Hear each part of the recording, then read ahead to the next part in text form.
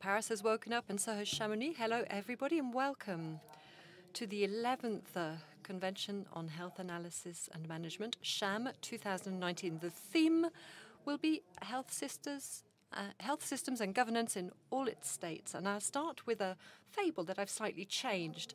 A man, you will recognize him, had only skin and bones to his name, as artificial intelligence was so much in control. This man met a robot, as powerful as it was beautiful, strong and polite, which had accidentally got lost through misadventure. The man would have willingly attacked it and restrained it, but this would have meant a hard battle. The evil one was able to fearlessly defend itself. So the man approached it humbly, started a conversation, and complimented it on its processes, which he admired. "It will be up to you, handsome sire, to be as strong as I," said the robot. "You would be better off leaving the woods. There your fellow men are miserable. They are laggards, poor, hated devils whose condition is to starve. Why? There is nothing sure here. No free meals. Everything must be fought for. Follow me. You will have a much better future." The man answered, "What will I have to do?" "Almost nothing," said the robot. "Chase off people carrying sticks and beggars, fawn over the people of the house, please its master. Whereupon your algorithms will be strong in every way. They will be made up of many bytes, all in Python, and allow for numerous connections." The man was already imagining a happiness that made him cry for joy. On the way to the house, he saw the scratched collar of the robot. "What is that?" he asked. "Nothing." "What do you mean, nothing? It's just a trifle, but what is it?" "The collar that you can see, to which I am attached, is perhaps the cause." "Attached," said the man. "You cannot run off where you please." "Not always, but what does it matter?" "It matters so much that I do not want any of your meals, and I would not even want a treasure at such a price." Having said this, the man fled and is still running. This digital version of the fable of The Wolf and the Dog by Jean de La Fontaine reflects the difficulty of our societies when it comes to rethinking their organizations, finding the right balance between conformity and freedom in variance and dynamics. Far be it from me to think that freedom is about doing what I want when and where, but we will not transform our old Western world without taking any risks or being free to implement new ideas, although this freedom must be based on trust and respect for others. Laws follow on from this.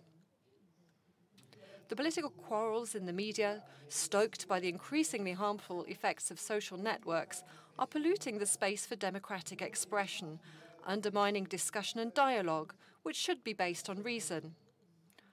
All of these scaremongers waging battle are generating the exact opposite of a world that values difference, while the growing influence of external agents and worldwide enterprises is challenging our governments.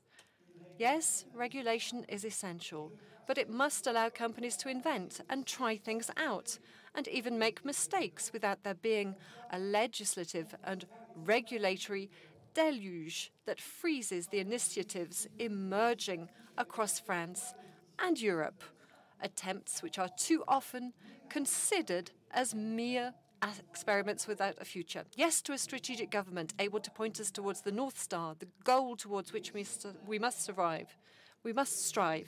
But above all, yes to a government that allows free team play, while keeping an eye out for any deviations, but without encasing good intentions and ideas in sterile standards. There are successful local and regional public-private collaborations. But how many people are aware of the exemplary partnerships between hospitals and clinics gathered under the same roof to share their expertise, like in Saint-Momeron? These tried and tested achievements upset the established balance, so they are kept quiet or considered as non-repeatable. How to harmonize without standardizing? How to organize without suffocating? Must healthcare be exactly the same from Brest to Strasbourg, from Lille to Marseille, or from Berlin to Rome, from Copenhagen to Madrid, Stockholm, Paris, or Brussels? We can only build a new healthcare system adapted to the times by allowing those involved to innovate unhampered by restrictive decrees, by putting the deadly precautionary principle to one side so that it does not annihilate the dynamics of transformation. Instead of protecting our own patch of ground, our own private fiefdom, we should all question ourselves whether we are supervisory authorities or unions, public institutions or private enterprises. We should all engage in a joint adventure so that we can go further. As daughters and sons of the Enlightenment, while we may have excellent researchers, the best engineers, and health professionals, social protection systems envied by others, how is it that no worldwide digital enterprise has so far emerged in our country? The suspicion that reigns amongst our public and private players, the absence of exchange of ideas between these two worlds who spy on each other and who often engage in wars of words, are hampering the development of distributed intelligent industries, which are the key to the future. Finally, what remains to be done? The most difficult thing. This means leaving behind our old petty reflexes in order to build a real healthcare Europe together. Thank you.